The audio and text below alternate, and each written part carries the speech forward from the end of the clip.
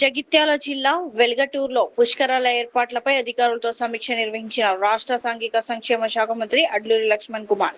జనసేన అధినేత పవన్ కళ్యాణ్ వ్యాఖ్యలను ఖండించారు. తెలంగాణపై ఇష్టం వచ్చినట్లు మాట్లాడొద్దని హితవు పలికిన మంత్రి తెలంగాణ ప్రజలు దయాగుణం కలిగిన వారని అన్నారు. తెలంగాణ ఆంధ్ర ప్రజలు అన్నదమ్ముల్లా కలిసి జీవిస్తున్నారని పేర్కొన్నారు.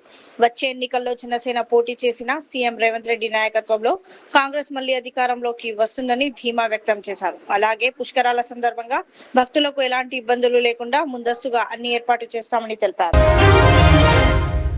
విధి నిర్వహణలో ప్రమాదవశాత్తు మృతి చెందిన NPDCL line man Sonkamble Pramod Kumar కుటుంబానికి రాష్ట్ర ఉప ముఖ్యమంత్రి మల్లు భట్టి విక్రమార్క ₹1 కోటి ప్రమాద బీమా చెక్కును ప్రజాభవన్ లో అందజేశారు. మృతుడి భార్య నామినీ అయిన స్వప్నకు ఈ చెక్కు అందించారు. యూనియన్ బ్యాంక్ ఆఫ్ ఇండియాతో ఎన్పీడీసీఎల్ కుదుర్చుకున్న ఒప్పందం ప్రకారం యుఎస్ఎస్ఏ సాలరీ ప్యాకేజ్ కింద ఈ బీమా సౌకర్యం లభించింది. 2025 మార్చి 24న విధి నిర్వహణలో జరిగిన ప్రమాదంలో ప్రమోద్ కుమార్ మరణించగా క్లెయిమ్ ప్రక్రియ పూర్తి చేసి ₹1 కోటి బీమా మొత్తాన్ని మే 30న స్వప్న ఖాతాలో జమ చేశారు. ఈ కార్యక్రమంలో NPDCL CM Varun Reddy, finance director Tirupati Reddy, union bank CEO Ashish Pandey తదితర అధికారులు పాల్గొన్నారు.